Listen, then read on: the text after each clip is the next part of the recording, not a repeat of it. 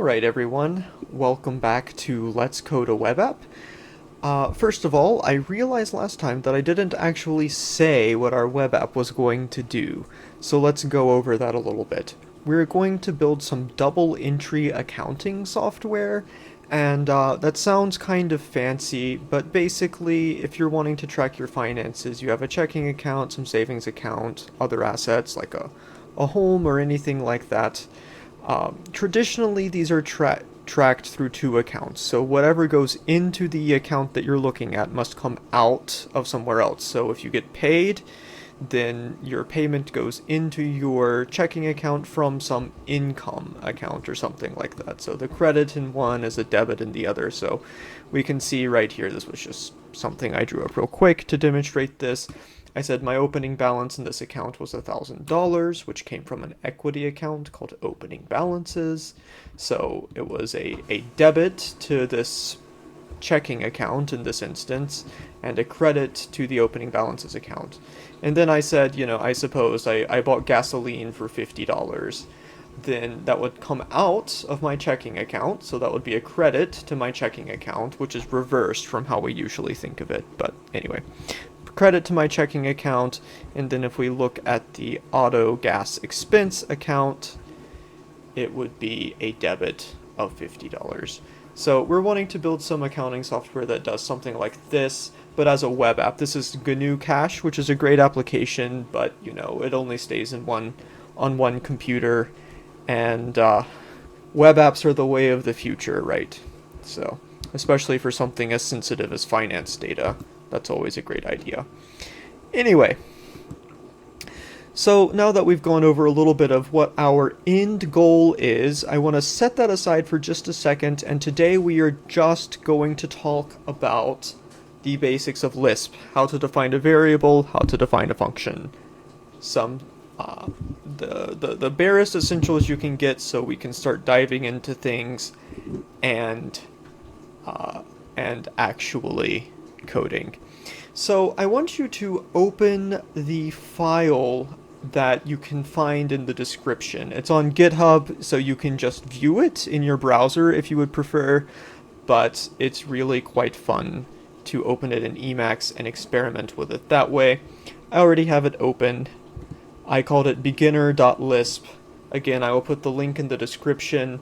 I'm putting all of the code into a single GitHub repository. You don't necessarily have to know what that means, but it should mean that all of the code for all the future videos is available to you for free to download. The license is free. You don't have to do anything about that. Okay, great. So when you open up in Emacs beginner.lisp, you're going to see this, and this is what Lisp looks like. We see a plethora of parentheses. A semicolon in Lisp indicates a comment. So these are comments that I sort of interspersed between the functions and the definitions. More as a help for me than anything else.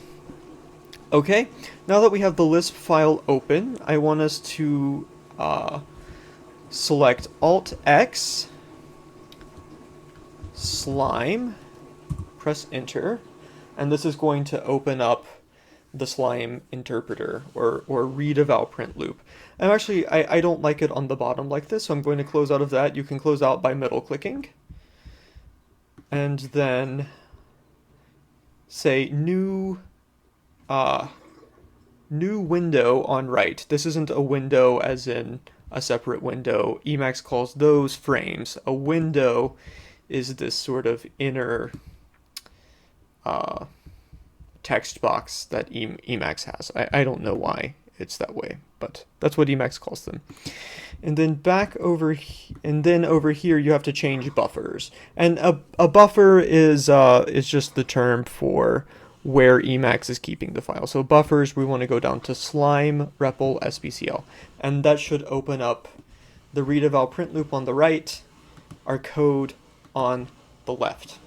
Let's stay in the read eval print loop for just a little bit. I want to go over atomic Lisp values. So Lisp stands for list processing, And the sort of base data type for Lisp is the linked list. But linked lists must contain actual values within them, so we're going to go over what the sort of atomic values are. There are, of course, just integers, so, 235 is an integer. And if you just if you just enter 235 into the read eval print loop and press enter, it's going to spit back 235. It's self-evaluating, and this is just like in every other language. Numbers evaluate to themselves. Pretty simple. It of course has support for floating point, so 234.5 is going to give you that. And if you're not using Slime, let me just show you. You can also just open up, if you just go to a command prompt and you type sbcl, you can run these same commands that I'm running. It won't be as well integrated, it won't be as easy to do it with code and files also, but you can do the same thing.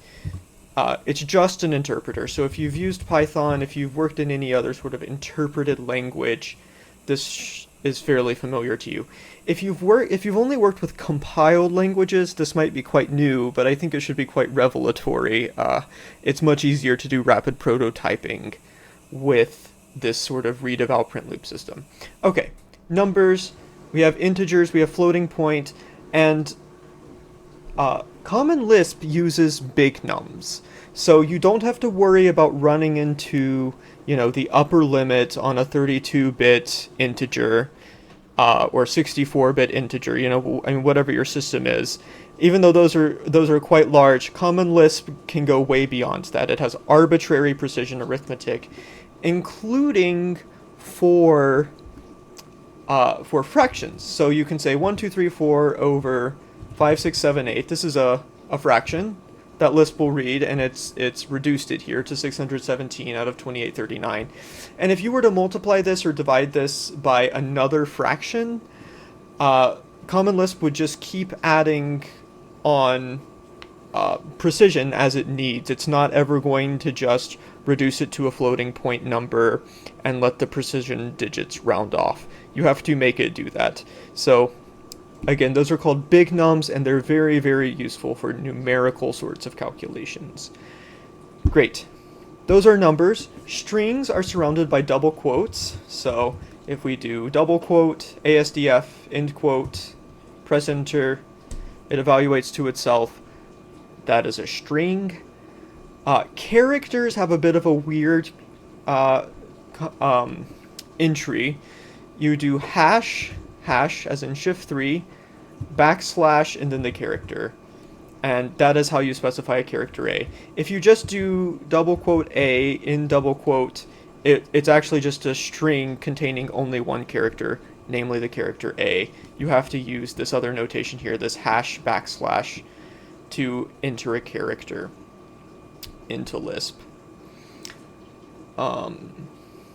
What is next? Of course, Lisp has hash tables, it has vectors, it has arrays. I think we will get to those in due time when we get to them. They're not terribly fundamental to Lisp, like it is in Python. In Python, sort of every other thing is a dictionary or a hash table lookup. There's not that sort of analog in Lisp. And finally, I guess the most complicated kind of data type is a symbol. And symbols are just words that one enters in. So if I just type in foo, it's going to tell me that foo is an undefined variable that it's trying to evaluate. But if I do a single quote, foo, and I don't put another quote on the end, it's just a single quote at the beginning, foo, it will evaluate to this symbol called foo. These symbols are basically, they're immutable strings, you can think of them as. If you've ever programmed in C, they're sort of similar to an enumeration data type. In the enumeration data type, you can just specify different labels. There's a sort of similarity there. And we will get to the specific uses of symbols in the future, but what they allow us to do is basically just to program in English, if that makes sense. So instead of having to just assign sort of arbitrary numbers to this data that we try to represent, we can just use words in the form of these quoted symbols. And I know that sounds very abstract right now. In a future video, we will get to them. But this single quote syntax is very important, because if I just type in parenthesis A, B, C, this is going to try to apply the function A to arguments B and C. If I just do this, if I wanted to enter a list containing the characters, the symbols A, B, and C, I would put a single quote out in front of this list, and instead of trying to evaluate it, it quotes it. It quotes it verbatim. That's the idea behind the single quote, is that it is a quote of this. It's not an evaluation. This is the syntax for evaluating functions. Plus is a function in Lisp. Plus 1, 2 is going to give us 3. Minus is a function in Lisp. Minus 1, 2 gives us, as you can guess, -1. So those are the bare basics. That's how function application works. And the final thing I want to remember before we get out of this abstract stuff and start going to some examples, something more concrete, is the fact that there is no distinction between a statement and, between a statement and an expression in Lisp. And I want to I want to demonstrate that a little bit, maybe with just an example. Okay. So we'll just create a new Python file. In Python, you have you have statements, like x equals 2. And this is going to assign, it does a thing. It assigns the value 2 to x. And you also have expressions. So this is a statement. It does something. This is an expression. If x is equal to 0, then, whatever, do something. But if x is equal to 0 is an expression. It has a value. It has a true or a false value. In this case, it's a Boolean expression. You could also have the expression 2 plus 5. This evaluates to 7. This is a numerical expression. In Lisp, every statement, let's get back to the REPL here. In Lisp, every statement has a value. Even if you're just defining variables, even if you're just assigning to variables, that statement returns a value. And it is that returned value that you see being printed in the read-eval-print loop, either here in Slime or, if you're just running SBCL in a terminal. That is what you are seeing printed.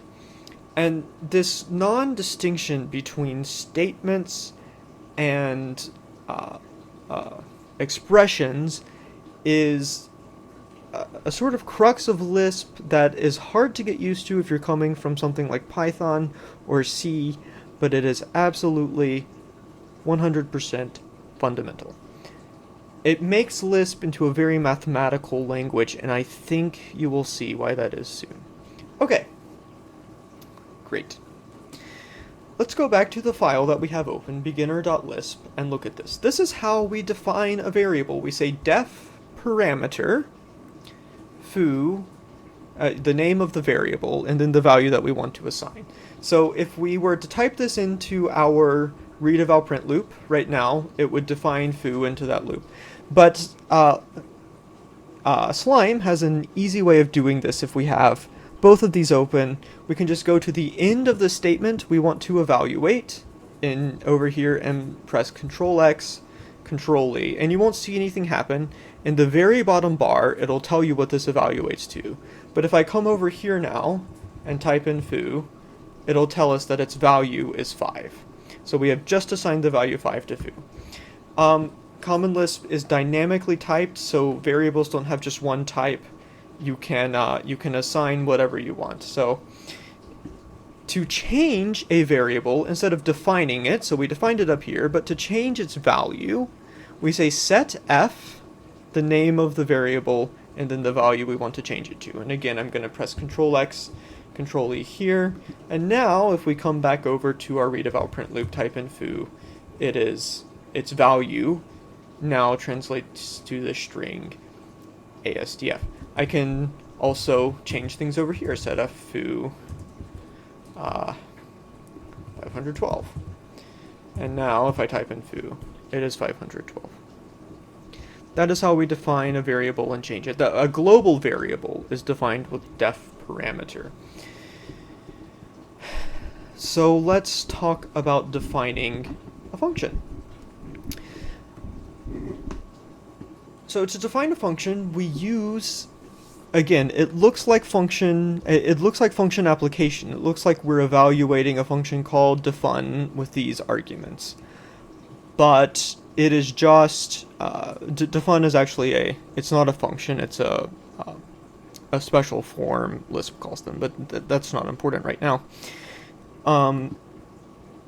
But for all intents and purposes, this is basically just one function that we're evaluating. So we say defun, stands for defined function. The name of it, we'll call this recursive factorial. We specify its arguments in a list in the next argument, and then comes the body of the function itself. White space isn't important in Lisp, but it is very important if you want to understand it. So factorial, if you'll remember from school, 5 factorial means you evaluate 5 times 4 times 3 times 2 times 1. 6 factorial, you do 6 times 5, etc. We can define a factorial recursively, and recursively just means in terms of itself by saying, well, 1 factorial is 1, and otherwise, n factorial is n times n minus 1 factorial. Okay. So this mathematical recursive definition translates extremely well to Lisp. So we say define function recursive factorial in if equals n1. And I want to clue in on this for a second. So equals n1. Well, this looks like a function application, and it is. Equals is a function. It takes two values and sees if they're numerically equal. But then it returns either a true or a false value. It is both a statement and an expression. There is no distinction, again, in Lisp. You know, in C, you have void functions that don't return anything. No such thing in Lisp. In Python, similarly, your function doesn't have to return anything. No such thing in Lisp. Every function returns something. And most often it's just the last, well, we'll get to that, I guess. So if equals n1, so if n equals 1, which is, again, just really this function being evaluated and returning a true or false value, then return 1. 1 factorial equals 1. Otherwise, multiply n times n by the recursive factorial of the number right below n, minus n1. Do it that way. This looks very much like the mathematical definition of the factorial. So if we put our cursor at the end of this entire block here, press Control X, Control E, see in the bottom it says, okay, it returns this giant symbol, recursive factorial. Lisp is not case sensitive, so it prints everything in uppercase, which looks kind of strange, but same idea. And now we can evaluate it. Recursive factorial. What is the factorial of 5? Well, we know 5 factorial should be 5 times 4 times 3 times 2. So 5 times 4 is 20, times 3 is 60, times 2 is 120. So this should be 120. And it is. Recursive factorial of 10. It's a little bit too much to do in our heads. Is apparently 3,628,800. Okay. This is the recursive definition. There are two major debugging tools that I want to call to, well, really one and its opposite. The trace function, so I'm just going to evaluate here, is trace recursive factorial. Takes in a symbol that stands for a function, and every time a function by that name is called, it will print out what it's called. So let's do this. Recursive factorial 10 now that we're tracing it. And we see we first call recursive factorial 10, it calls recursive factorial 9, it calls recursive factorial 8, etc., etc., etc., till we get to recursive factorial 1. That one returns 1, recursive factorial 2 has returned 2, recursive factorial 3 has returned 6, just as you expect, and then 6 times 4 is 24, 24 times 5 is 120, 120 times 6 is 720, etc. So, if you think about it, this is really evaluating it almost from the right to the left. First, it's subtracting 1 from n, then it's calling the recursive factorial function, then it's multiplying it by n. This is a mathematical notation. This is what, function application in math looks like. It does, unfortunately, look a little bit backwards to people who read from left to right. I think we have Euler to thank for that, so maybe in another universe, they put function application on the left, and things actually make more sense. But the thing I want you to take away from this is that often Lisp statements need to be read from right to left, or from inside out. In C, you might define some intermediate variable that takes the value of n minus 1, and then, capture the value of recursive factorial minus n1, etc. 2 more notes I want to make before we leave this specific example. This is a very long function name. Lispers like long function names. I don't know why. You obviously don't have to use them, but Lispers like very descriptive variable and function names. And in general, we prefer the hyphen over the underscore. Again, I guess that's just some sort of historical thing, but that's how it is. Okay. Since this will get annoying if we just keep since it printing out the function calls and the values that it returns will get annoying if we just keep it on. There's also the untrace function, and I'm going to execute that now so that it doesn't cause some problems. Now, one thing that you might notice about this is if you're used to a C-based language, or know some things about compilers, is that this is going to blow up the stack. You're eventually going to run out of memory with this sort of factorial function, just because you're assigning new variables each time you're calling these successive functions. And any self-respecting C programmer would just do this in place, would do it with a for loop rather than recursing. Well, we would like to maintain this sort of referential transparency of the mathematics, but we don't like it to be inefficient. We don't want to just be inefficient for the sake of being inefficient. And that's where a tail call comes in. So, actually I'm going to change this just a little bit. Okay. So let's look at this tail factorial function and see what it does. So first of all, I've named this function tail factorial. It takes one argument and an optional argument. If you're from Python, maybe you've seen optional arguments in Python. And I say, well, you can pass me this build-up argument if you want to, but if you don't pass it to me, I'm going to assume that it's 1. So that's how this notation here works. There's an ampersand before the optional because that makes it a certain special kind of keyword. We can get into that into a future video. So same sort of thing, but this time I'm saying if n equals 1, then return this build-up. So we're going to try to build this from the ground up. Otherwise, call itself decrement in, and then multiply in buildup. And let's do this by hand for a couple. So say we call tail factorial 4. Well, what's this going to do? So let's step through it ourselves. If n equals 1, well, does n equal 1? No. So we have to go to the else part of this statement. If n equal 1, okay, so tail factorial minus n1. So this is going to call itself. It's going to decrement in, it's going to go down to 3, and then it's going to multiply in by the buildup. Well, the buildup wasn't supplied in the first one. So it's going to assume it's 1, and 4 times 1 is 4. So this is going to be the next call. And let's step through it again. Then we would have tail factorial minus n1. Well, n is now 3, so n gets changed to 2.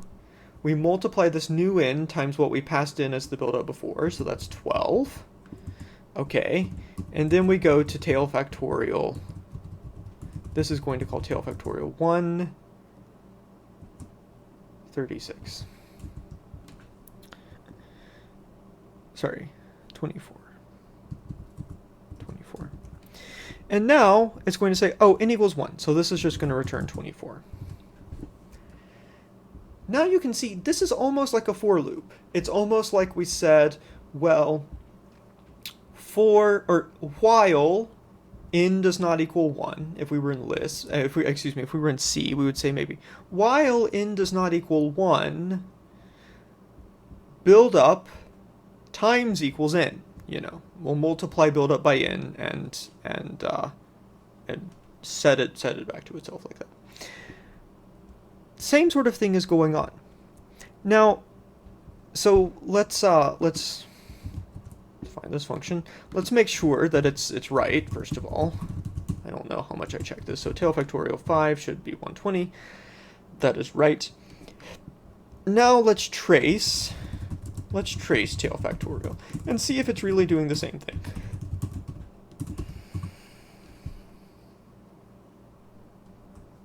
Okay.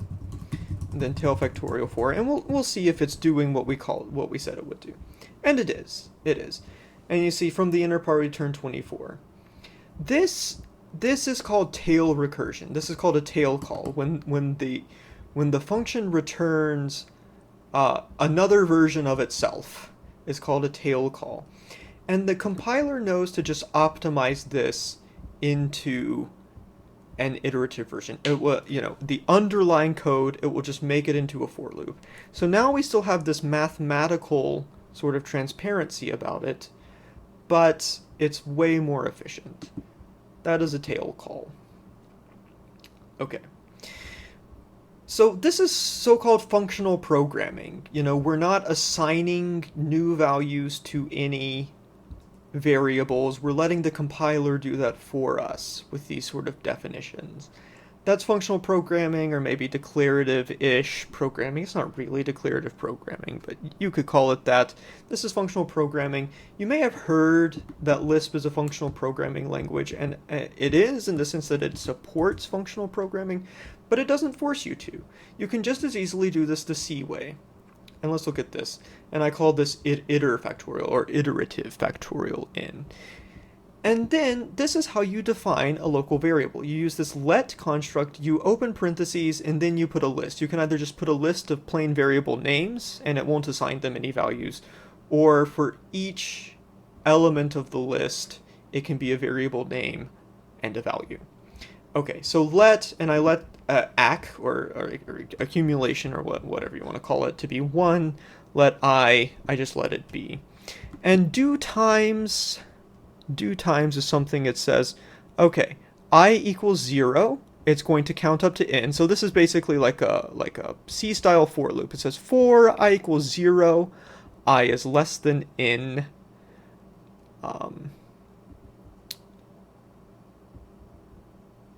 This isn't necessary, actually. Yeah, sorry. Do times I is less than n. So I equals 0, I is less than n, I plus plus. For I in range in Python, or something like that.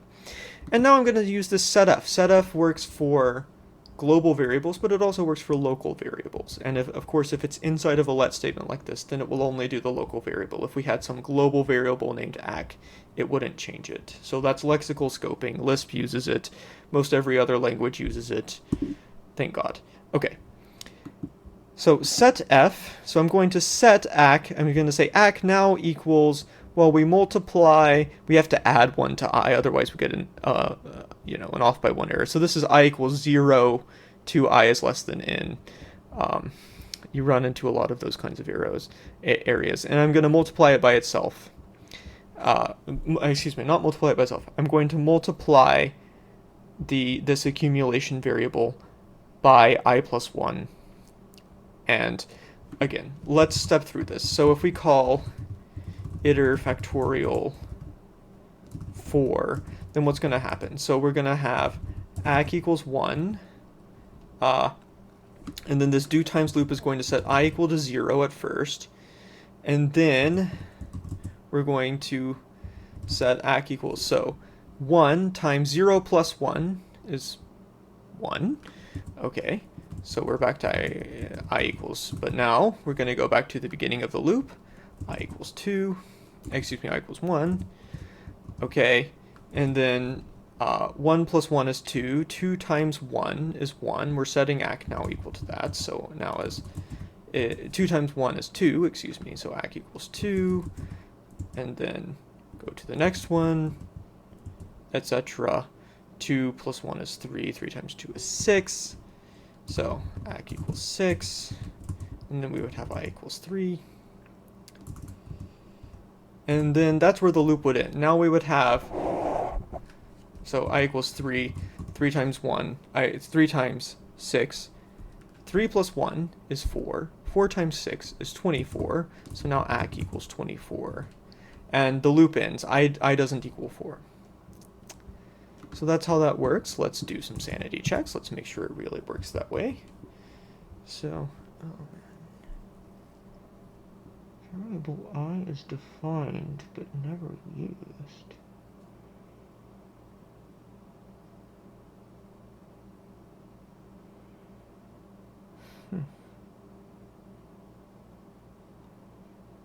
Oh, yes, I'm sorry, that's right. You don't actually need to do this with the do times loop. I will update that in the code. That is on, sorry. That is on the GitHub.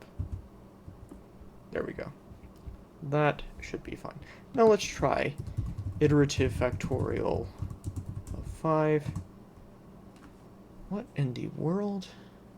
Oh yes, and you have to do times always returns nothing. Nil is the empty set, and it stands for false or just nothing in Lisp. You have to return this accumulate, and you can just say ac, and it will return that. Sorry. Programming, folks, you never know what's going to happen. There we go. 120. Ostensibly, I know what I'm doing. Okay, great. That is the iterative factorial again. Lisp supports and encourages and helps you with functional programming, but you absolutely 100% do not have to do it. And one striking example of this is the loop macro. So the loop macro will allow you to just say things in common language. Say loop for I from 1 to n do set f, so set ac equal to multiply ac by I, and we start ac by 1. And then just return ac. So doing the same thing that we're doing up here, but in sort of a nicer language. The loop macro can be very convenient for that. So Lisp not only allows for imperative programming styles like in C or Python, it actively helps you with it, with things like the loop macro, with fun things like do times. Again, I'm calling these things a macro because that's what they are in the underlying code, but you don't have to know that. It looks for all the world like a regular function application, and you can treat it like that. It has a value. This will return nil, I think, but we can see the same thing is going on. So let's say loop factorial 5 is 120. Loop factorial 15 factorial is, this large number here. It all works. Okay, so we've discovered some things that Lisp will allow us to do. We've discovered how to set and assign to local variables. Let me make sure I commit that. I can wait. Okay. I want to go over some idioms in Lisp, and an idiom in programming just means it more or less doesn't mean anything other than Lisp programmers like to do things this way rather than another way. Sometimes it's because it's more efficient, sometimes it's because it's more readable. Often it's just because the kind of people who are attracted to Lisp are attracted to these sorts of constructions. That's all it is. Okay. So let's look at the Fibonacci sequence, and you may remember this from school. So the Fibonacci sequence, it starts at 1, it has another 1. And then for all of the ones after that, you add up the previous two. So 1 plus 1 is 2, 2 plus 1 is 3, 3 plus 2 is 5, 5 plus 3 is 8, 8 plus 5 is 13. This is the Fibonacci sequence. And again, we have this beautiful mathematical definition. F of 1 and f of 2 are equal to 1. F of 1 and f of 2 are equal to 1. And then for all of the n greater than 2, or n greater than or equal to 3, f of n is f of n minus 1 plus f of n minus 2. So we can just implement this in the normal way. If n is less than or equal to 2, just return 1.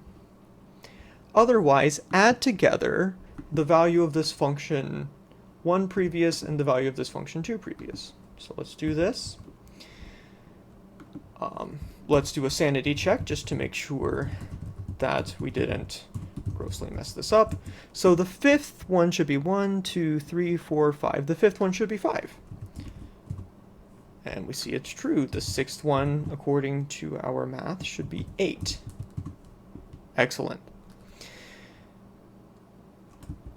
But this can do more than that. It can do numbers bigger than that we just wouldn't want to do by hand. So we'll try to find the 15th one, which is apparently 610. Okay. Sorry, this does not need to be here. I programmed straight into this file, so there are all sorts of mistakes and bugs probably. I'm not sure. This is just for demonstration purposes. Don't put this into production software. Okay. So this is the sort of naive recursion function, and I think it'll be instructive for us to take a look at the trace. So we'll trace recursive Fibonacci. Okay, and then recursive Fibonacci 15. It's going to take a while. Printing or doing input and output takes longer than just doing math. So always keep that in mind, especially when you're preparing supposedly short videos. Okay. Great. Well, so we called it with 15, and as expected, it's going to call itself on 14. So it does this left one first, and it actually has to go all the way down. It has to go all the way down to 1 when it will return, or 2 rather, when it will return 1, and then 1, and it'll return 1, and all of this, and it's going to start accumulating it, but it takes it a long time. And if you'll notice, it keeps recomputing the same ones over and over again. That is hardly. I'm going to untrace this function now. Untrace recursive Fibonacci. That is hardly efficient. It's sort of beautiful in a mathematical, elegant sort of simplicity, but it's extremely inefficient. It's taking us a long time. We can use the time function to see how long it takes. So time recursive Fibonacci for the 15th one, and it says it takes 50,000 processor cycles. So is there a way that we can do this iteratively? Remember up here for the recursive factorial, we found this tail factorial. We found this tail recursive function, which again we said was the same thing as doing it iteratively, and the compiler recognizes it as such. Can you think of a way to do the Fibonacci function that way? Well, I mean, I guess if you've been looking at the video, you see the next one is that. Although you may want to pause it without looking at this too hard and see if you can figure it out yourself. But this is the tail recursive way. And in general, with tail recursion, again, you're going to add these optional arguments that are going to allow you to build up the answer. So again, if n is less than or equal to 2, so if n is equal to 1 or equal to 2, it's just 1. It's just 1. And I put this at, so now we want to add up, because we notice a sort of symmetry in this Fibonacci sequence, is that if we just start from the beginning and go 1, 1, 2, 3, that is actually the most efficient way of computing this, is just to start from the beginning and go up. So I'm going to do this, but with this. So I say we start at 3. I mean, if it's less than 2, if n is less than 3, rather, then we'll just return 1 and we won't care what these other arguments are. But otherwise, if we have computed up to, if we are at the number n, then we just have to add together the previous 2, which we will pass to ourselves. Like that. Otherwise, back in, we're still trying to count up to n. We're going to go to the next one. We'll add together the previous 2, and that will be sort of the current one that we are on, and pass in, add together the previous 2, that's the current one, pass in the previous 1, so that's 1 minus, because we have to keep track of 2 different things now. We can't just use 1. And I know that's very abstract, so I want to walk through it by hand first, and then we will check that it does its job well. Okay, so let's say iterfib, let's just do 4. And again, these are optional, so it's going to, the compiler is going to pass in these other arguments, 3, 1, and 1. Well, oh, I should have explained this too. Cond is basically the Lisp equivalent of a case statement, or instead of saying if, else, because there's no else if in Lisp, you would just end up getting these sort of really far indented blocks. Cond says it has a list of things, and each item of that list has a condition and a value. So if the condition is true, then the value is evaluated and returned. So if n is less than or equal to 2, we get 1. If at is equal to n, we add together the previous 2. Otherwise, we sort of have to go through this thing. Okay, that is how the cond statement works. So what happens? So this becomes,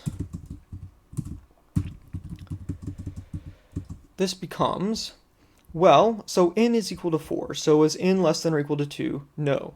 Is n equal to 3? Is 4 equal to 3? No. So we go to this last one. So, sorry. This is what we want to say.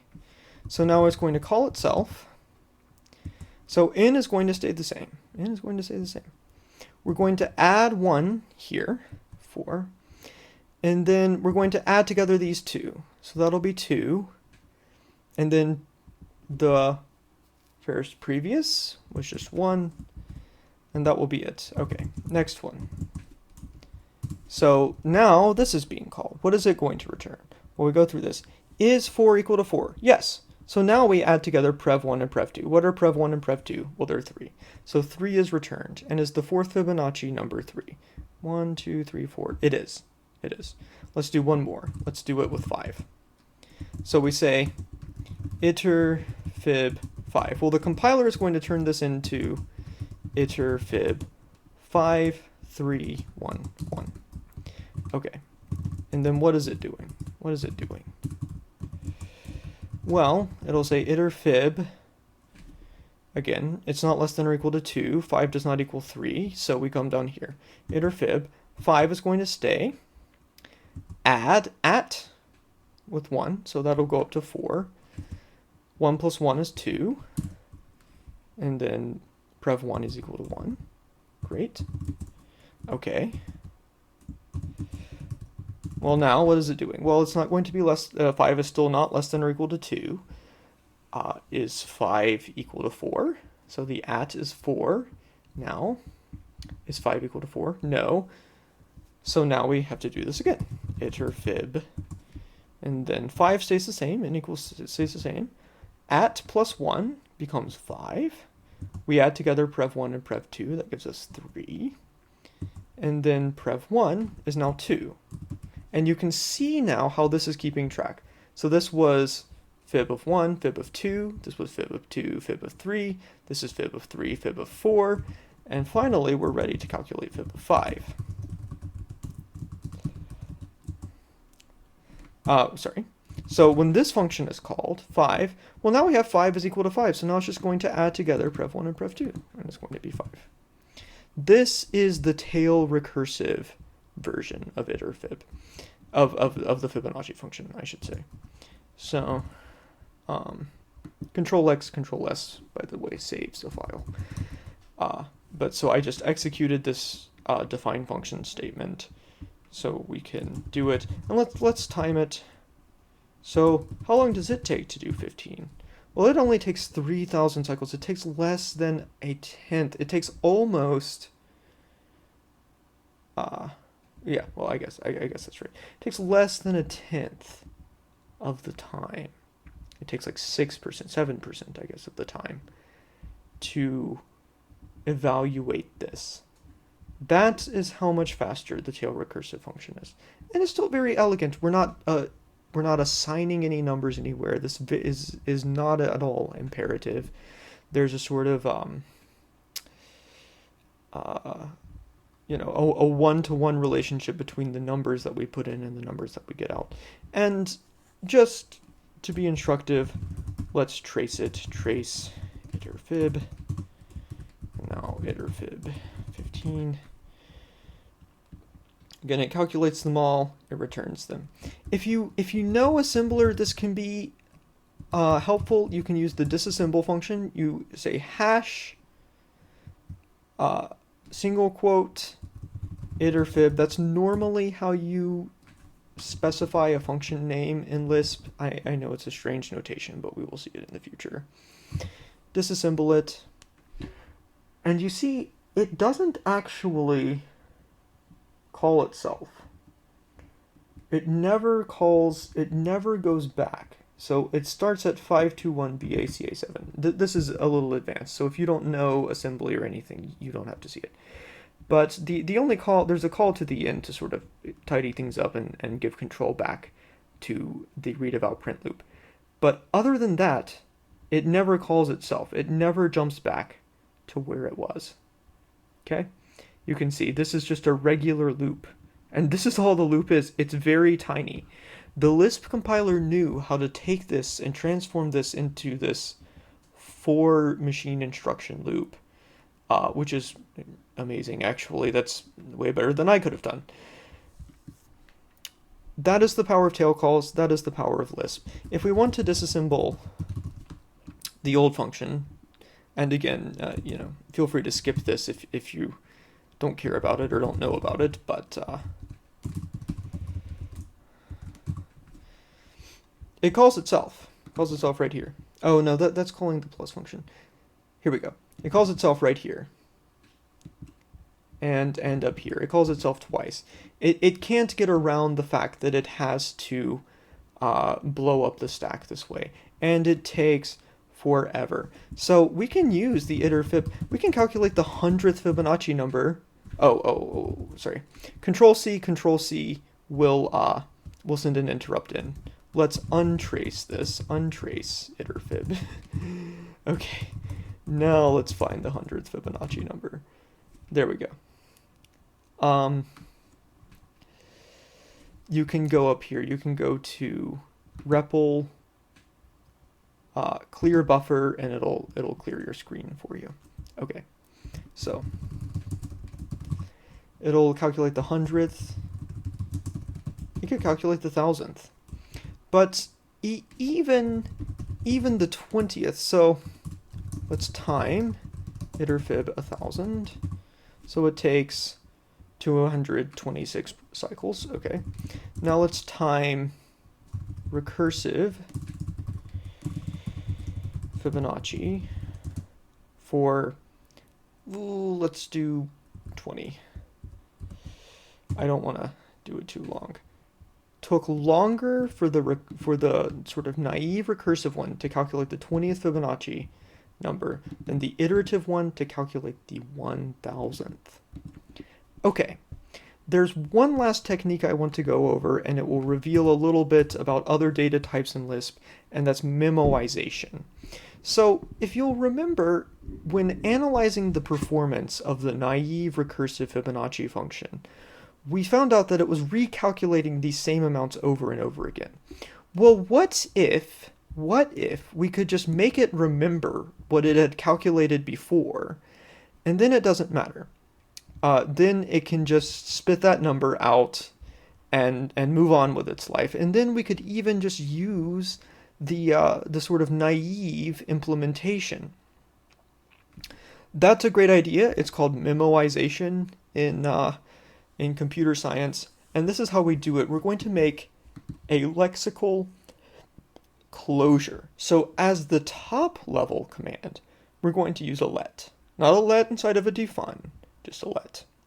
Let memoization is what I call this variable to be a hash table. And you make a hash table with the function make hash table in Lisp.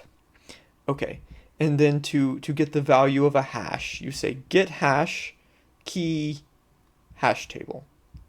So defun memoized fib, it just takes the number, the nth Fibonacci number, the n that we want to get. So the condition. So if it's in the hash table, just return it. Just return it. If get hash in memoization, which will just return nil or false if it's not there, then just return that number that we got from the hash table. Otherwise, if n is less than or equal to 2, first of all, we're going to put that value into the hash table. We want to. So setf can set more than just variables. It can set any setfable location, including a get hash. So if we say get the, for the key value of n in memoization, we say get hash, but setf doesn't actually ever evaluate this. It looks at it and it says, oh, you're looking at the value corresponding to the key in this hash table. Well, we're going to set it equal to 1. And we're also going to return 1. This is important. You have to put this 1 down here. So it'll return that amount. Otherwise, we only want to calculate the result once. So let the result equal, again, we're just going to add. Here, let's do a little bit better here. Okay. The other cool thing about Slime is that it indents things really nicely, so we can see visually what's going on. So the result, what we're going to return is just plus Fibonacci minus n2 plus minus n1. So n minus 1, n minus 2 Fibonacci number, add them together, you get the nth Fibonacci number. Same thing, this is the naive approach right here. But we're going to add this value to the hash table. That way we don't have to recursively call ourselves a bunch. So let's define this. By the way, when you have an outer let and an inner define, this is called a lexical closure. There are really cool things you can do with them. Memoization is just one of them. Okay, we evaluated that. So now, memoized fib of, 5. Well, we'll just do a sanity check. It should be 5. That is right. Now memoized fib of 500. And it evaluates it quickly. This computer could not, with the naive implementation, the regular, naive, recursive Fibonacci implementation could not do it. Could not evaluate the 500th one. I mean, not in time for this video to end. But the memoized version does it. And I'm going to reevaluate it because I think it's instructive for us to just see what's going on. So I want to trace now. Oh, let's time it, by the way. So let's time memoized fib 1,000 and just see how it compares to the iterative version. So 932,000 processor cycles compared to 226. So the iterative version was still a little bit better, but this one maybe makes a little more sense. Even though it's a little longer, it makes a little more sense. It's more like the mathematical definition of the Fibonacci function. They're both perfectly fine ways of implementing it. And let's see if they got the same. 4, 3, 4, 6, 6, 5, 5, 7. 4, 3, 4, 6, 6, 5, 6, 7, okay, etc. And again, it's not like in C where you have to worry about running into the integer limits on your machine or something. Lisp takes care of that for you, which is incredibly nice. That's that. And let's just look at the trace, just as a closing. Trace it, and now I want us to reevaluate it. The reason I keep redefining it before we do it is now it's all memo-wise, and in fact this is basically now a global variable that this function can keep referring back to. If we call it again, if we called memo-wise fib 500, so wait, let's actually do this. So let's time it once. Let's time it once. Okay, it's going to take it a while because I traced it. But that's okay.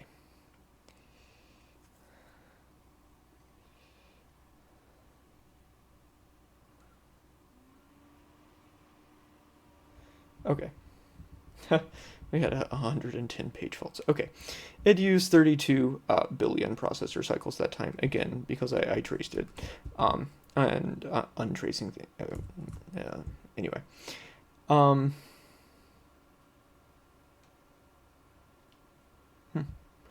But now if we do it, now, well, it just looks it up in the hash table and it's already evaluated it, and it'll return it for us. So that is the beauty of memoization. That is the beauty of memoization. Now it's less than a million processor cycles spent doing that. Okay. This should give you an idea of what Lisp looks like. In the next video, we will get into actually coding. Before that, though, I do want to go over a few different things that may be instructive to you. First of all, you're not going to get familiar with the language by watching somebody use it, unfortunately.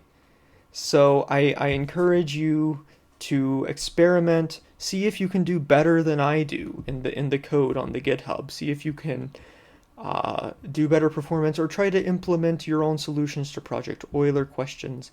Play around. Let's look at my show notes.